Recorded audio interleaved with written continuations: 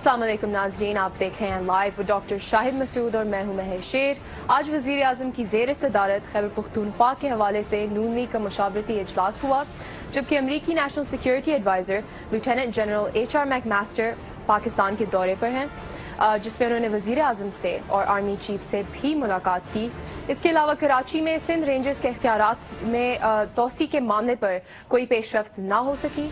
इस पर और सब अहम इश्यूज पर हम बात करेंगे। हमारे साथ स्टूडियो में मौजूद हैं डॉक्टर शाहिद मसूद। अस्सलाम वालेकुम डॉक्टर साहब। वालेकुम सलाम, आपको भी डॉक्टर साहब, ट्रंप एडमिनिस्ट्रेशन के आने के बाद ये अमरीकी नेशनल सिक्योरिटी एडवाइजर का पहला दौरा है पाकिस्तान का, और इस वक्त हुकूमत की फॉरेन पॉलिसी फ्रंट पर इतनी तवज्जो नहीं नजर आ रही। डॉक्टर साहब, इस वक्त जो पूरे रीजन की और मुल्क की सूरत हाल है, उसमें आप इस दौरे को कैसे देख रहे हैं? ऐसे मेरे ख्याल से 70,000 दौरे तो हो चुके होंगे अमेरिकी एहलकारों के पिछले 11 साल में या 16 साल में, और दौरा कामयाब रहा और हासिल कुछ ना हुआ। ये इस तरह के दौरे होते हैं। लेकिन बात यह है कि ट्रंप एडमिनिस्ट्रेशन की तरफ से ये पहला दौरा, उन्होंने मॉस्को के अंदर डायलॉग अटेंड नहीं किया, और बात वहीं आई मॉस्को से कि आप डायलॉग करें तालिबान के साथ। और उसमें लीजा कर्टिस भी थी, बड़ी इंपॉर्टेंट पर्सनैलिटी। उसमें लॉरेन मिलर जो कि कायम मकाम स्पेशल रिप्रेजेंटेटिव हैं, यानी ये हॉलब्रुक वाली जो जगह थी, रिचर्ड हॉलब्रुक वाली, वो भी साथ थे, वो भी एक्टिंग चार्ज है उनके पास जी। आर्मी चीफ से मुलाकात हुई, सब कुछ हुआ, मुल्क की सियासत को थोड़ा सा करके, और फिर उसके बाद जरा बीच में जैसे मैं इधर से उधर से मैं भी समीउल्लाह कलीमुल्लाह बन जाता हूँ शो में। दो चार बातें इम्पोर्टेंट। पहली बात तो ये है कि मैंने 2 रोज पहले कहा था कि डॉक्टर आसिम बाहर नहीं जा सकेंगे। जी बिल्कुल। डॉक्टर आसिम जो हैं वो उन्होंने 19 तारीख की शाम को अपने अहले खाना के साथ मुल्क से जाना था, और उनकी जो तारीख डाल दी है सिंध हाई कोर्ट में, वो 24 की डाल दी है। पासपोर्ट उनके सिंध हाई कोर्ट में है, और वो डॉक्टर आसिम बाहर नहीं जा सकेंगे। ठीक है, बाहर नहीं जा सकेंगे जी। और नैब की मैंने पहले भी ये बात की है, मैं दोबारा रिपीट नहीं करना चाहता, लेकिन ये मेरी ख्वाहिशात, नेक ख्वाहिशात उनकी लिए भी, उनकी वालदा के लिए भी, उनके अहलिया के लिए भी जो बीमार हैं, अल्लाह ताला उन्हें सेहत दे। लेकिन खबर जो होती है वो खबर होती है, डॉक्टर आसिम बाहर नहीं जा सकेंगे जी। और एक बात, मतलब वो कहते हैं ना, फुल स्टॉप, डॉक्टर आसिम बाहर नहीं जा सकेंगे जी। जब जाने की बात होगी तो मैं इस प्रोग्राम में जिक्र कर दूंगा। जैसे मैंने अयान अली की बात इशारा किया था कि वो अब चूंकि बड़े मुर्गे फंस गए हैं और फंस रहे हैं, इसलिए अयान अली जो है वो उन्होंने जो कुछ बताना था वो चली जाएंगे, और उस शराब में आके बहुत से लोग वापस आ जाएंगे, और वापस आके वो फिर यहीं पर आ जाएंगे जी। तो एक तो यहां पे बात खत्म। दूसरी बात, जरदारी साहब के मामलात तेज बात करते हैं ताकि वो तो ना आज बिल्कुल इधर उधर जाए, बगैर स्ट्रेट बातें जी। जरदारी साहब के मामलात इस्टेब्लिशमेंट के साथ 0/0/0/0 है इस वक्त। लेकिन वो इंटरव्यूज में मुतमईन नजर आ रहे हैं, वो मुतमईन नजर आ रहे हैं, और वो जरदारी साहब जो हैं वो हर इंटरव्यू में एक मैसेज भेज रहे हैं इस्टेब्लिशमेंट को कि मेरे साथ आप मामलात ठीक करें जी। इस्टेब्लिशमेंट के साथ उनके मामलात बिल्कुल ठीक नहीं हो रहे, और ना कोई उनसे मुज़ाकरात करने को तैयार है, ना कोई उनसे बात करने को तैयार है जी। कल मिसाल के तौर पे उनका जो इंटरव्यू था सोहेल वड़ाई साहब के साथ, वो मैंने बगौर सुना। उस इंटरव्यू में उन्होंने कहा कि मैंने कहा था ना 3 साल का राहिल शरीफ का। देखिए, मैं जो बात कह रहा हूँ ना, मैं एक खबर है, यानी मैं कोई तज़िया नहीं दे रहा, मैं खबर दे रहा हूँ कि इस्टेब्लिशमेंट के साथ उनके मामलात तल्ख हैं जी। ठीक है, वो जहां है वहीं पे है, उसमें कोई बेहतरी नहीं है, ये खबर है। उन्होंने कहा कि राहिल शरीफ साहब जो हैं वो, मैं नहीं कहता था 3 साल की बात हो, चला नहीं गया वो। अब आज नदीम मलिक साहब के प्रोग्राम में उन्होंने फिर उसको क्लैरिफाई किया कि उन्होंने कहा बहुत अच्छे आदमी थे और उससे हमारे ताल्लुकात ठीक हो जाएंगे अगर वो बाहर चले जाते हैं, तो वो अपने आप को वो ठीक। लेकिन जरदारी साहब की तबीयत भी कुछ नासाज है, उनका मूड अच्छा नहीं है। तो जब लोग वगैरह आते हैं तो वो अपने आप को कंपोज करते हैं, ठीक कर लेते हैं, लेकिन वो अलहदगी में उनका जो चिड़चिड़ापन है वो उनमें, यानी तबीयत में उनकी वो एक गुस्सा है जी। तो उनके मामलात एस्टेब्लिशमेंट से ठीक नहीं हो रहे। मुझसे अगर कोई मशवरा ले जो कि कभी किसी ने लिया ही नहीं है, मैं तो देता रहता हूँ जी। और अक्सर वो सही भी हो जाते हैं जी। मैं तो देखे ना जबरदस्त करते करते 3 साल बाद यहाँ आ गई ना सूरत हाल, अनवर मजीद ये यहीं पर खड़े हो गए ना मामला, डॉक्टर आसिम हुसैन ये वो सारा, और लेकिन उजैर बलोच ये हुई ना चीजें चल पड़ी ना आगे, ठीक है ना। किसी को पता था अनवर मजीद कौन है, मंजूर काका कौन है, मतलब मैं कोई क्रेडिट नहीं ले रहा, मैं वैसे बता रहा हूँ कि मैं अपने वो जो उस वक्त के कोर कमांडर थे कराची के लेफ्टिनेंट जनरल नवीद मुख्तार, उनका एक जुमला कि ये ऑपरेशन जो है ये वक्त और रफ्तार की कैद से आजाद है जी। ये जो भी ऑपरेशन, इसको रद्दुल फसाद कह दें आप, इसको ज़रब अज़्ब कहें, इसमें वो जो बच्ची को ईस्टर पे जो ब्लास्ट करवाना था दाइश वाला, उस पर मैं आऊंगा। लेकिन बात यह है कि ये इस पे तेजी ना करें, कहीं तेजी होगी कहीं आहिस्ता होगा, कहीं दाएं से कहीं बाएं से, मैं कई दफा कह चुका हूं। अब जरदारी साहब को इस बात का इल्म नहीं है, ठीक है, उनको ये इल्म है कि उनके 3 दोस्त गायब हैं। एक नवाब लगारी के बारे में उन्होंने कहा वो पीपल्स पार्टी का आदमी नहीं है, मगर वो जरदारी साहब की, ये वो लोग हैं जिनको जरदारी साहब ने बहुत कम नीचे के लेवल पर रख के काम करे थे जरदारी साहब, ठीक है। अनवर मजीद का नंबर 2 मरी, जो ये कादिर मरी है, जमीनों पे पूरा कब्जा, और साथ उसके नवाब लगारी जो कि आलम बलोच कत्ल और बहुत सारे मामलात में।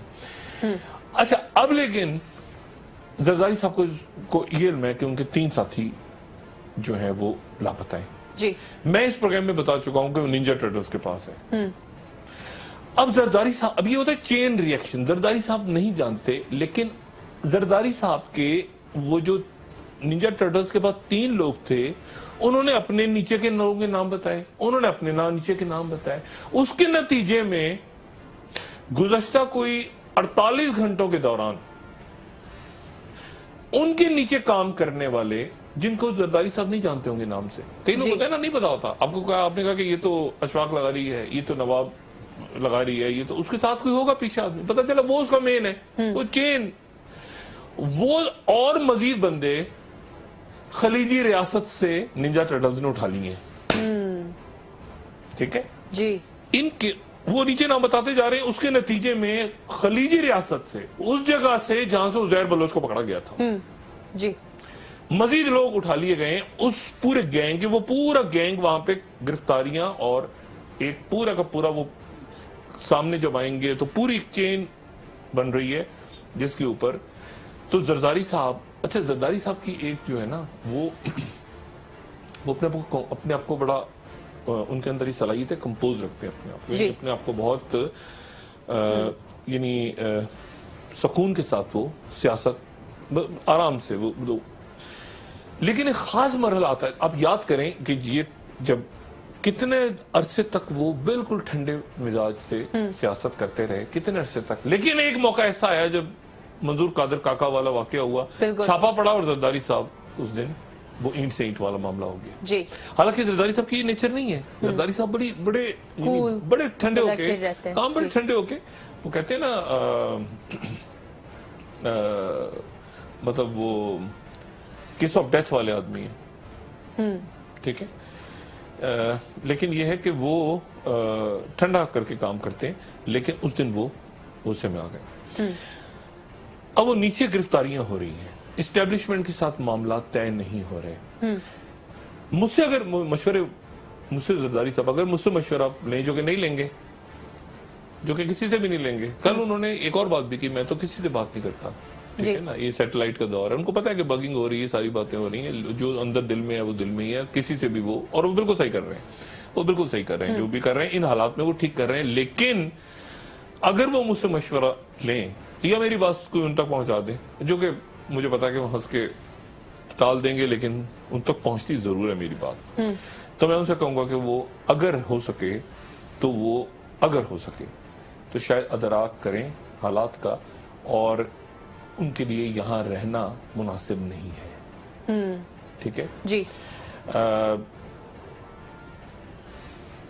राई शरीफ साहब के दौर में उनको गिरफ्तार करने का फैसला था, ठीक है, वो कह रहे हैं कि मैं नहीं आया, बीमार रहा, उनको गिरफ्तारी उनकी पुलिस नहीं करती, गिरफ्तारी उनकी फौज करती, ठीक है, जैसे उजैर बलोच को, तो बस वहां पे وہیں تک معاملات رکے ہوئے ہیں. دوسری بات میں انفارمیشن کی بیس پہ کہہ رہا ہوں, اور میں کھل کے کہہ رہا ہوں یہ پروگرام اسلام آباد سے ہو رہا ہے. ٹھیک ہے, اسلام آباد سے ہو رہا ہے. یہ کوئی چیزوں کی ملیاں میں نہیں بیٹھا ہوا, میں دارالحکومت میں بیٹھا ہوں, اور یہ پڑوس میں 3 گلیاں چھوڑ کے جو ہے یہ زرداری ہاؤس ہے, اور یہ سامنے سپریم کورٹ ہے, اور یہ پارلیمنٹ ہے, اور یہ تھوڑا سا دور نکل جائیں تو GHQ ہے. جی, پچھلے اسٹیبلشمنٹ کے ساتھ ان کے تعلقات اچھے نہیں رہے. یہ ان کا زرداری صاحب کا خیال ہے کہ اسٹیبلشمنٹ جو ہے وہ ایک شخصیت کا نام ہے جس کا نام تھا راحیل شریف. اسٹیبلشمنٹ راحیل شریف نہیں ہے. اسٹیبلشمنٹ میں آرمی بھی ہے, ججز بھی ہیں, بیوروکریٹس میں. اسٹیبلشمنٹ ایک کاروباری اسٹیبلشمنٹ بہت بڑا ایک طبقہ ہے, اس کو اسٹیبلشمنٹ کہا جاتا ہے ملک میں. فوج اس کا ایک بنیادی حصہ ہے, عدالت بھی اس کا حصہ ہے, سب ہے. پچھلی اسٹیبلشمنٹ سے زیادہ موجودہ اسٹیبلشمنٹ زرداری صاحب کو ناپسند کرتی ہے, کوٹ اینڈ کوٹ. یہ جملہ صرف رکھیے گا آپ. پچھلی اسٹیبلشمنٹ سے زیادہ موجودہ اسٹیبلشمنٹ زرداری صاحب کو ناپسند کرتی ہے, اور اس کی وجہ زرداری صاحب کی شخصیت یا کوئی پیپلز پارٹی سے نفرت نہیں ہے, ایسا بھی نہیں ہے. اس کی وجہ سندھ کے اندر جو کچھ ہوا, وہ موجودہ اسٹیبلشمنٹ کے اندر وہ لوگ بیٹھے ہیں جو کہ سندھ کے حالات کو خود دیکھ کر آئے ہیں, جس میں 2 عام شخصیات ہیں. سابق کور کمانڈر کراچی جو کہ DGISI ہیں, اور جنرل بلال اکبر جو کہ DHQ میں اہم ترین پوسٹ پہ بیٹھے ہیں. جنرل قمر جاوید باجوہ کے بعد وہ پسند نہیں کرتے.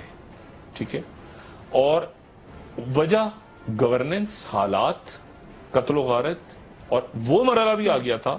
وہ اسٹیبلشمنٹ, لوگ, انسان بہت سارے معاملات بھولتے نہیں. زرداری صاحب بھی نہیں بھولتے, بعض میاں صاحب بھی نہیں بھولتے.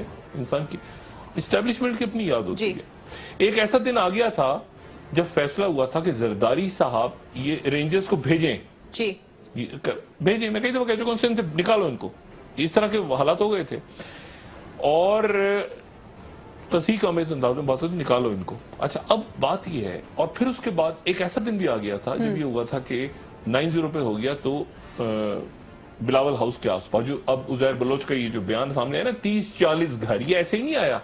30-40 گھروں پہ میں نے قبضہ کروایا. ان 30-40 گھروں میں ویپنز ہیں, اسلحہ کیا ہے. زرداری صاحب کو خدا جانے وہ جو ذوالفقار مرزا صاحب والی اسٹریٹجی وہ زرداری صاحب کے ذہن میں تھی اس وقت کہ ہم نے لڑنا ہے, اگر رینجرز آئیں تو فائر کھول دو. یہاں تک بات ہو گئی تھی, یہاں تک لڑکوں سے بات ہوئی, رینجرز آئیں تو فائر کھول دو. وہ 30-40 گھر, اسلحہ وسلہ, وہ سارا وہاں پہ سب, لیکن خاموشی سے کام ہو رہا ہے. خاموشی, گھیرا خاموشی سے. آپ نے رینجرز کی بات کی تو اس وقت زرداری صاحب کا بیان آیا ہے کہ رینجرز اختیارات کا معاملہ کچھ لو اور کچھ دو کی بنیاد پر کوئی کچھ لو دو نہیں ہوگا, کوئی ڈیل نہیں ہوگی, کوئی ڈیل نہیں ہوگی, کوئی NRO نہیں ہوگا, کچھ دو کچھ لو نہیں ہوگا کسی بھی قسم کا. ٹھیک ہے, نہ میاں نواز شریف صاحب کے کیسز پہ ہوگا, عدالت کی طرف کوئی نہیں ہوگا, کچھ بھی نہیں ہوگا. ٹھیک ہے, اگر 10 ارب عمران خان کہہ رہے ہیں کہ ان کو آفر ہوئی اور انہوں نے انکار کر دیا, اور بھی عام شخصیات کو بہت آفر ہوئی, انہوں نے بھی انکار کر دیا. ٹھیک ہے, کوئی کسی قسم کا کوئی NRO کوئی ڈیل نہیں ہو رہا, یہ کوئی لو دو لے اور دے اور ایسا نہیں ہوگا. ایک بات ذہن میں رکھیں صرف, جو میں بہت دن سے کہہ رہا ہوں, افراتفری اور خون خرابے کی طرف حالات جا رہے ہیں اور لے کے جا رہے ہیں یہ لوگ. کیوں؟ AD خواجہ سندھ کو ان کی پولیس نہیں سن رہی. چودھری اسلم کا قتل ہوا تھا مخبری پولیس کے اندر سے ہوئی تھی. AD خواجہ کے پوری سندھ پولیس 2 حصوں میں تقسیم ہو چکی ہے, بلکہ 2 کیا, اکثریت ان میں سے ایسی ہے جو ارشد پپو کے قتل کر کے تو پولیس والے لائے تھے نا اس کو جب قتل کیا گیا. بات یہ ہے, اور چودھری اسلم جرائم پیشہ ناز ہے, ڈویژنز ہے, پورا صوبہ آپ نے AD خواجہ کو آپ نہیں مان رہے, جو کہ آپ نے اپوائنٹ کیا تھا دبئی بلوا کے. ٹھیک ہے, لیکن اب چونکہ انور مجید کے اس نے شوگر ملوں کا مسئلہ ہو گیا, تو انا کا مسئلہ بنا لیا آپ نے, جس کے نتیجے میں اب دیکھیں وہ اب وہاں سے بندے اٹھنے شروع ہو گئے, وہاں سے بندے اٹھنے شروع ہو گئے خلیجی ریاست سے. ٹھیک ہے, اچھا, ان کا پورا یعنی جو نیٹ ورک ہے نا نیچے, وہ بعد میں زرداری صاحب کو میں خاص سے انور مجید صاحب 2-4 دن بعد کال کر کے کہیں گے کہ یار یہ فلانا آدمی ملا ہے تمہیں آ کے اسلام آباد, تو کہیں گے کب آیا ہے بھائی, کون آیا کدھر آیا پتا رستے میں کہیں پھر ہو گیا. تو یہ معاملات ان کے خراب ہو رہے ہیں. اس کے بعد دوسری بات کہ میں کیوں بات کہہ رہا ہوں کہ کراچی کے حالات خراب مجھے نظر آ رہے ہیں. پولیس کو آپ نے اے ڈی خواجہ کے خلاف پولیس کی پوری ایک لابی کام کر رہی ہے. دیکھیں ایسی موقعوں پہ کوئی تیسری قوت بھی ایکٹیو ہو جاتی ہے. یعنی خدا نہ خواستہ پتا چلا کہ کسی پولیس آفیسر کو ہٹ کر دیا اس وقت, کیونکہ کلیئرٹی کے ساتھ آپ نے پن پوائنٹ کیا ہوا نا, آپ نے نہیں کسی اور نے خدا نہ خواستہ بیچ میں سے فائدہ اٹھایا. تو پورا شہر آپ نے اس پولیس کے اوپر چھوڑ دیا جو اپنے آئی جی کو نہیں مان رہی, اور اب جا کے ادھر کوئی بلاول ہاؤس جا رہا ہے, کوئی کسی وزیر کے پیچھے لگا ہوا ہے, سر آپ ہمیں بتائیں نا یہ تو بڑا فضول آدمی, وہاں جرائم پیشہ عناصر ایکٹیو. اور آپ نے ساتھی رینجرز کو وڈرا کر لیے اس وقت جبکہ پریس کلب کے آگے سینکڑوں یا ہزاروں جتنے لوگ بھی بیٹھے ہوں پچھلے 9 دن سے احتجاج جاری ہے, چاہے 10 لوگ بھی بیٹھے ہوں, لیکن وہاں انیس قائم خانی. اگر معاملہ خراب ہوا, کوئی ایک گولی چل گئی کراچی میں, رینجرز وڈرا کر گئی ہے. اور رینجرز اب نہیں کہہ رہی ہے میں اختیارات دیں, یہ بڑی امپورٹنٹ بات ہے. ڈی جی رینجرز نہیں کہہ رہے کہ اختیارات دیں, کوئی نہیں کہہ رہا ہمیں اختیارات دیں. کراچی کو وہ بھی ایک حد ہوتی ہے نا. اب آپ مراد علی شاہ صاحب کراچی کو سنبھالیں گے اور زرداری صاحب کراچی کو سنبھالیں گے اگر کراچی میں ایک گولی چل گئی خدا نخواستہ, ٹھیک ہے. رینجرز ہٹ گئی. رینجرز کی کیا پاور ہے, ان کے سامنے گولیاں چل رہی ہوں, رینجرز داخل ہوتے ہیں تو وہ قانون توڑیں گے. یعنی ایسی جگہ رینجرز کو کھڑا کریے کہ تماشا دیکھو آپ, بالکل یعنی ہم کچھ ہمیں کیا کرو, ہمیں یہ دو, ہمیں وہ دو, میری ملاقات کرو. بالکل زرداری صاحب وہ غلطی کر رہے ہیں جو کہ ایم کے ایم کی بانی نے کی تھی. مجھ سے ڈائریکٹ بات نہیں, میں جو آئے گا یہ کرے گا, وہ ایسے نہیں ہو رہا, وہ غلط ریڈ کر رہے ہیں. میں ان کے فائدے کی بات کر رہا ہوں. مراد علی شاہ صاحب جانتے ہیں اس بات کو اچھی طرح کہ معاملات خرابی کی طرف جا رہے ہیں. مراد علی شاہ کے کنٹرول میں آئیں گے معاملات. اگر کراچی میں رینجرز نہیں ہیں, نہ رینجر تلاشی لے سکتی ہے, نہ رینجر گرفتار کر سکتی ہے, نہ رینجرز رستے میں روک کے چیک کر سکتی ہے کسی کو کہ آپ ذرا دکھاؤ گاڑی میں. تو پورے سندھ کو آپ نے چھوڑ دیا جرائم پیشہ عناصر کے اوپر. پولیس بھی آپ نے ڈس فنکشنل کر دی. ڈاکٹر صاحب لیکن سندھ حکومت تو کہہ رہی ہے کہ انٹیلیجنس کے بیسس پر آپریشن کر سکتے ہیں. انٹیلیجنس, ان کی انٹیلیجنس کہ منی لانڈرنگ کیسے کرتے ہیں. نثار مورائی کو بنا دیں نا, نثار مورائی کو ہیڈ بنا دیں, انور مجید کو بلا کے. اس طرح نہیں ہوتا, اس طرح نہیں ہوتا. ایک بات یہاں تو سندھ گورنمنٹ کو میں ذرا روکتا ہوں حالات کو. اب آپ آ جائیں D G I S P R کی پریس کانفرنس میں, ٹھیک ہے. میں نے کل آپ سے بات کی تھی نا, خاموشی کے ساتھ, اس میں زیادہ نوائز نہیں ہے, ٹھیک ہے. کیونکہ آپ جتنا یعنی آپ کہتے ہیں نا کہ یعنی ایک طے کر لیا ریاست طے کر چکی ہے کہ آپ نے کچھ عناصر کو ختم کر. خوفناک ترین بات اس میں کیا ہے آج کی پریس کانفرنس میں؟ خوفناک ترین بات, ایک تو ڈان لیز کا معاملہ ہے. خوفناک ترین بات کیا ہے, دوبارہ مدارس کے ریفارمز آپ چھوڑ دینا. وہ تو آپ نے نیشنل ایکشن پلان کے وہ تمام کام جو حکومت سویلین حکومتوں نے کرنے تھے اپنے اپنے صوبوں میں, وہ ان کا تو تعلق ہی کوئی نہیں ہے نا. آج آپ کو پتا ہے اورنج لائن کے اوپر کیا فیصلہ محفوظ کرتے ہوئے آخری ماس کیا تھے جسٹس اعظم سعید کے, کہ یہ بنتا مجھے نظر نہیں آ رہا, رائے ونڈ میں لگتا بنے گا. اچھا میں ہاں سے آپ کو ایک بات بتاؤں, انہوں نے ٹوٹل فیلئر قرار دیا ہے. ٹوٹل دوبارہ پوری بات سنیں, پھر چارج شیٹ ہے. اور آپ کے یونیورسٹیوں کے اندر یعنی اب یونیورسٹیاں ریفارم ہوں گی, نہ مدارس ریفارم چھوڑ دیں. اتنی معاشرے کو اس ہجان پہ لے گئے ہیں کہ یونیورسٹیوں کے بچے بچیاں وہ مشال خان اور یہ جو ہے یہاں سے آپ کو پتا چلتا ہے نورین صاحبہ جو ہیں ان کو داعش. دیکھیں بات یہ ہے سارا کہ یونیورسٹیوں کے اندر ہو کیا رہا ہے. سندھ کی یونیورسٹیوں کو جا کے تو دیکھیں ذرا, وہاں پر آپ جا کے تو دیکھ کیسے ٹریپ ہوتا ہے. آپ کو پتا ہے فیس بک سے ٹریپ کیسے ہوتے ہیں. وہ فیس بک پہ یہ جو دہشت گرد ہیں, یہ جو داعش وائش کا یہ ریکروٹ کیسے کرتے ہیں. آپ کا فیس بک پیج بنا ہوا ہے نا, آپ کے فیس بک پروفائل کو دیکھتے رہتے ہیں. اچھا فیس بک پروفائل پہ آپ نے غمزدہ شیر ڈال دیا, ٹھیک ہے, غمزدہ شیر, ایک دکھی تصویر آپ نے ڈال دی. پھر اس کے بعد اس کو اس نے لائک کیا, اس دوسرے آدمی نے فیس بک پیج سے ایک شیئر کیا. وہ آپ کی پرسنالٹی کا پروفائل کرتے ہیں. کیا نمبر 1 آپ ڈپریس ہیں, آپ کے پاس پیسے نہیں ہیں, آپ چاہتے ہیں کچھ کریں زندگی میں. یہ سارے معاملات آپ کے فیس بک پیج کے اوپر جو کچھ کر رہے ہوتے ہیں اس سے آپ کی پرسنالٹی جج کرتے ہیں وہ جی. اور پھر وہ آپ کو پکڑتے ہیں کہ اچھا یہ ایک آئیڈیل کینڈیڈیٹ ہے, بالکل اس کو گھیر کے لے آؤ. اب چاہے وہ شادی کی بات ہو, چاہے وہ نوکری کی بات ہو, چاہے وہ ایک آپ کسی لڑکی کو ماڈل بنانا ہو, کسی کو فلموں میں, کسی کو ایئر ہوسٹس بنانا ہو, کوئی گلیمرس جاب دینی ہو, سب کچھ کرنا. ایان علی بھی تھی نا. جی بالکل ڈاکٹر صاحب. بریک لیں, اس کے بعد میں آپ کو بتاتا ہوں کہ میاں نواز شریف کیا سوچ رہے ہیں. زرداری صاحب انٹرویوز دیکھ کے اسٹیبلشمنٹ کے ساتھ کچھ لوگ کر رہے ہیں, لیکن اس چکر میں پیچھے خلیجی ریاستوں میں گرفتاریاں شروع ہو گئی. جی بالکل ڈاکٹر صاحب. کل میں پرسوں نام بھی بتا دوں گا لوگوں کے. جی ناظرین ہمارے ساتھ رہیے. بریک سے آ کر ہم ڈسکس کریں کہ اس وقت وزیر اعظم کیا سوچ رہے ہیں اور کراچی میں کیا صورتحال سامنے آ سکتی ہے, اس پر بھی بات کریں گے. ہمارے ساتھ رہیے.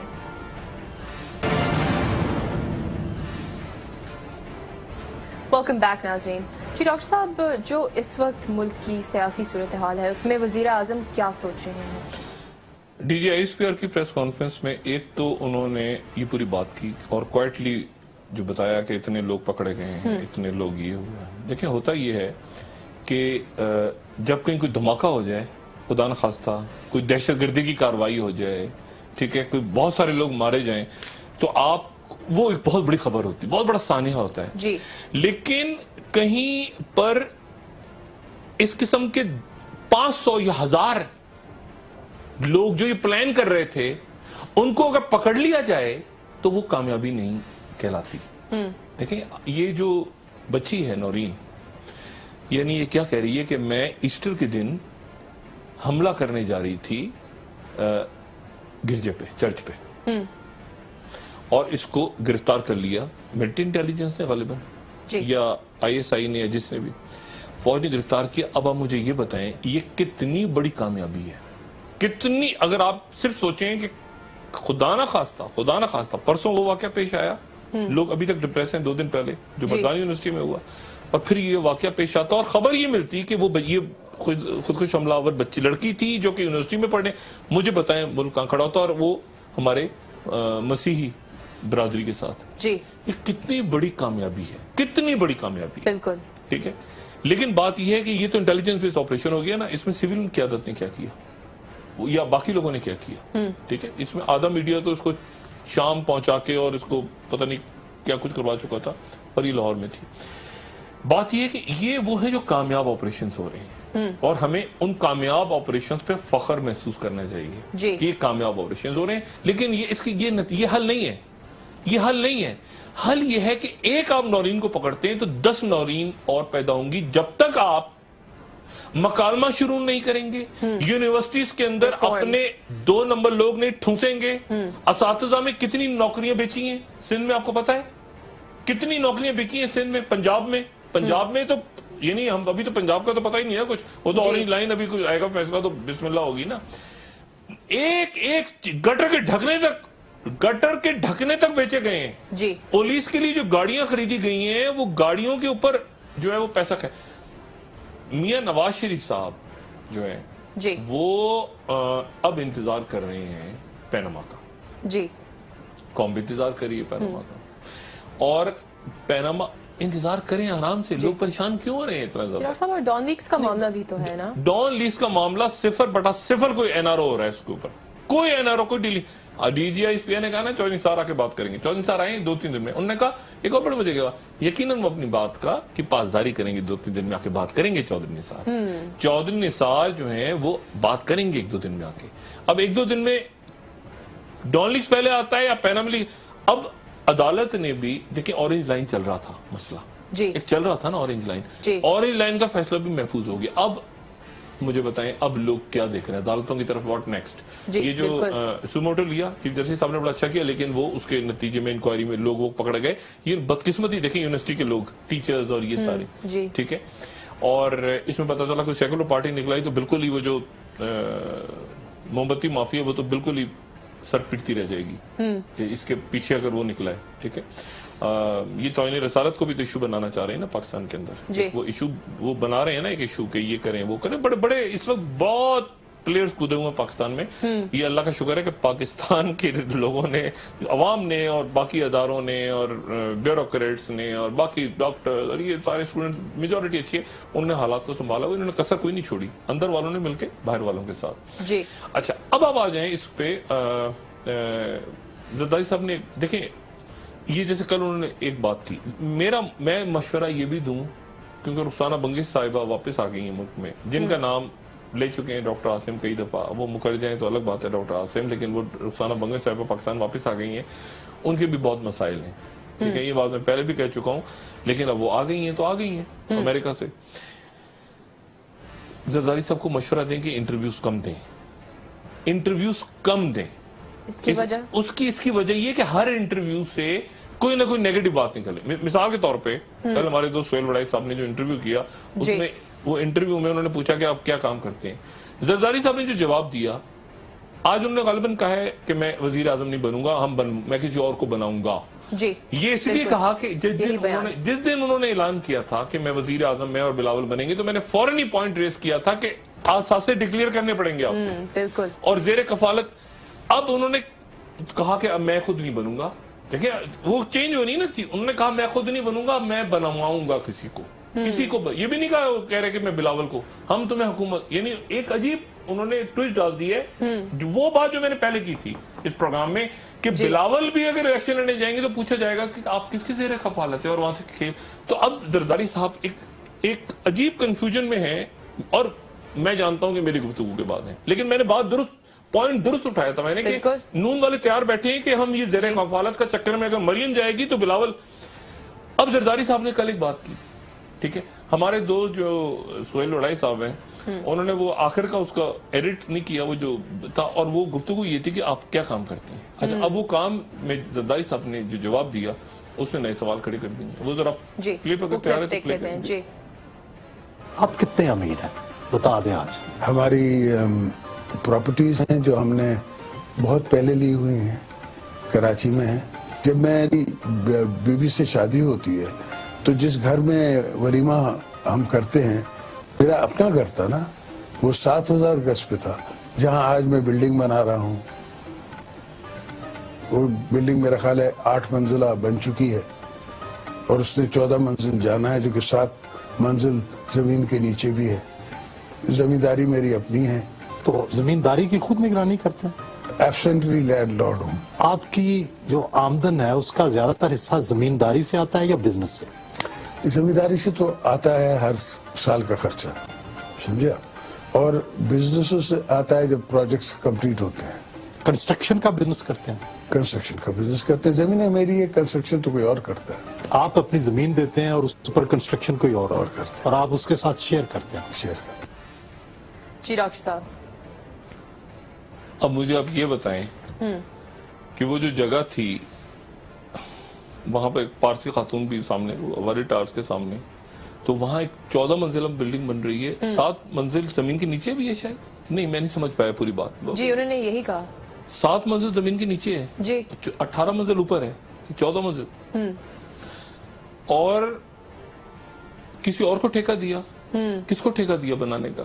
جی, اور پھر جو یہ وہ جگہ ہے, یہ تو تھی نا پہلے تو یہ جو بلاول ہاؤس اسلام آباد اور بلاول ہاؤس لاہور, اور پھر زمینداری کا کام. جی, یہ شوگر ملیں کہاں ہیں, کس کے نام سے ہیں؟ اور دیکھیں یہ معاملات, اور پھر چرچل ہوٹل اور باہر دائیں بائیں آگے پیچھے جو ساری کہانیاں, دبئی کے گھر, ایمریٹس. دیکھیں بات یہ ہے کہ اس کو اب جتنے انٹرویوز دیں گے نا, جتنی بات آپ کریں, اتنے ہی زیادہ سوالات اٹھتے چلے ہیں. اب یہ رہ گیا نا, ایک ذمہ داری سے سال کا خرچہ نکلتا ہے, سال کا خرچہ ذمہ داری سے نکلتا ہے. پروجیکٹس پہ زرداری صاحب کام کرتے ہیں. کون سے پروجیکٹس ہیں؟ کچھ پروجیکٹس ہیں جو ڈکلیئر تو کرنے پڑیں گے نا, اگر آپ الیکشن میں جائیں گے تو آپ کو ڈکلیئر, بلاول کو بھی کرنے پڑیں گے کہ میرے والد کے پروجیکٹس ہیں. جی, اور ساتھ ہی زمینیں ہیں. زمینیں ایک نہیں, زمین ایک تو ہوتی ہے نا, وہ تو ہمیں بھی پتا ہے, وہ حاکم زرداری صاحب کا جو گھر تھا پرانا گھر, وہ اواری ٹارز کے سامنے. لیکن بات یہ ہے کہ وہاں پر 18 منزل کی کنسٹرکشن کیسے ہو رہی ہے جن میں 7 منزلیں نیچے ہیں؟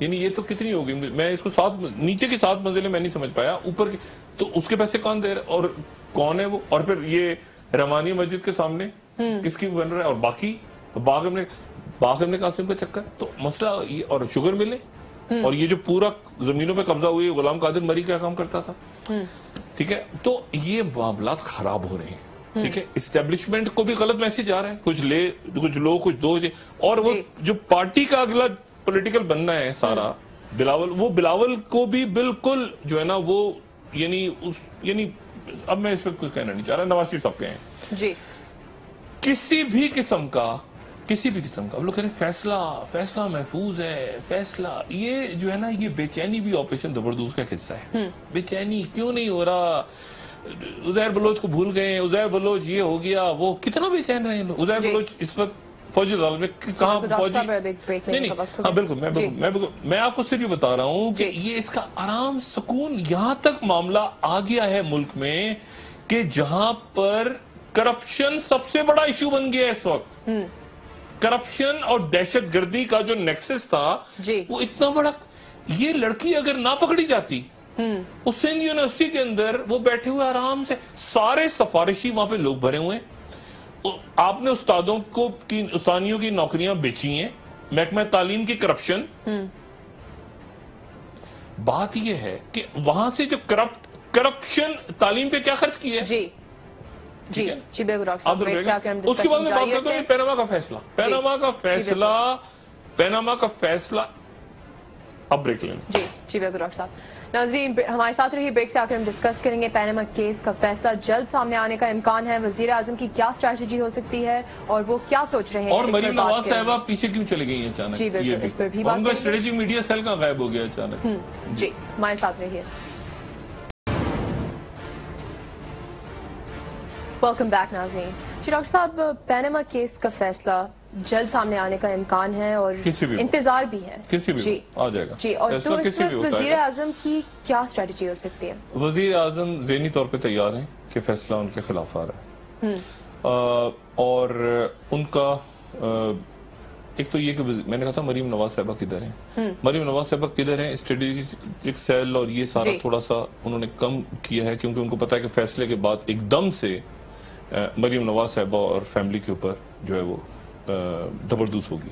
ٹھیک ہے, اچھا کمیشن بنے گا, اور کمیشن کو جو وزیر اعظم کو بتایا جا رہا ہے بہرحال ان کو خود بھی پتا ہے, اور کسی قسم کے دباؤ میں آزاد عدالتیں نہیں آئیں.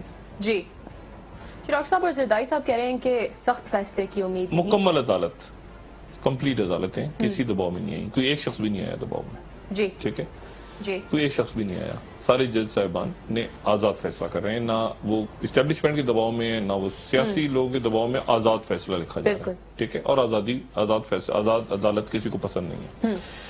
اچھا, اب معاملہ یہ ہے کہ اسحاق ڈار صاحب میرے انتہائی پسندیدہ, آپ کہتے ہیں 2-3 لوگوں سے میں خاص محبت ہے, ان میں اسحاق ڈار سب سے اوپر ہے. اسحاق ڈار صاحب کی لڑائی ہو گئی مریم نواز سے, یعنی ود ان فیملی کے اندر, ایک تو ادھر تھا شہباز شریف میاں صاحب, اب مریم نواز صاحبہ اور اسحاق ڈار صاحب کی کئی معاملات, یعنی وہ ٹویٹ کر دیں گے میری بہن, لیکن میں اپنی خبریں قائم ہوں, وہ ٹک ٹک اندر شروع ہو گئی ہے. اتھارٹی ہے نا, میں یہ کرو وہ کرو فلاں کرو, وہ اس کے اوپر پنگا شروع ہو گیا. لیکن اس میں جو اصل بات ہے وہ مسلم لیگ نون کے لوگوں, نواز کے لوگوں کو پتہ ہونی چاہیے, اور وہ یہ ہے کہ یہ فیصلے کے نتیجے میں صرف وزیر اعظم نہیں جائیں گے یا ان کے اوپر اثر نہیں پڑے گا, اس کے نتیجے میں آگے دوسری پارٹیوں کے لوگ بھی جائیں گے. یہ اکراس دا بورڈ ہے, سسٹم اکراس دا بورڈ ہے. ٹھیک ہے, اس میں پھر تلواریں سب کے اوپر چلیں گی فیصلے کی. ٹھیک ہے, بات نمبر 1, یہ ممکن نہیں ہے کہ پروگرام ختم ہو جائے اور میں یہ نہ بتاؤں کہ طیب اردگان صاحب 2029 تک جو ہیں وہ آل پاورفل صدر بن گئے ہیں. وزیر اعظم ختم ہو گیا ہے وہاں پہ ترکی میں, اور 100 سال پرانا نظام آ گیا ہے. کمال اتاتürk جو لائے تھے وہ ترکی ختم ہو گیا, اور قوم آدھے میں ڈیوائیڈ ہو گئی. یہ جو شہر ہیں وہ انہوں نے ووٹ دیے طیب اردگان کے خلاف, استنبول, انقرہ, ازمیر, اور جو باہر کے علاقے ہیں انہوں نے ان فیور دیا ہے. لیکن ترکی جو ہے وہ ایک بہت بڑی اس کے اندر خلیج پیدا ہو گئی ہے ترکی کے اندر. मुबारकबाद भी तैयब अर्दगान साहब को, लेकिन दुआ भी कि अल्लाह ताला हमारे बिरादर मुल्क को सलामत रखे, जो कई महाजों पे लड़ रहा है इस वक्त और अंदर भी लड़ रहा है। अंदर भी उसके कौम भी तकसीम हो गई है, ठीक है। फौज के नाकाम बगावत के बाद लोग पकड़े गए थे, फौजी भी, ब्यूरोक्रेट भी, जज भी।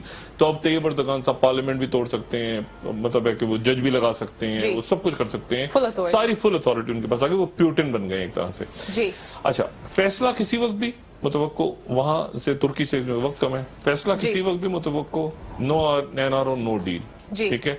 पैनमा के ऊपर सॉरी डॉन लीक्स के ऊपर भी आज DGISP ने सबसे इंपॉर्टेंट जो सियासी यानी मौजूदा सिस्टम के वालों ने कहा था ना कि उस पर इत्तेफाक हो गया है, उन्होंने कहा कि 2-3 दिन में वो बताएंगे आके, और उसमें कोई ब्यूरोक्रेट अकेला कुर्बान होने को तैयार नहीं है जी।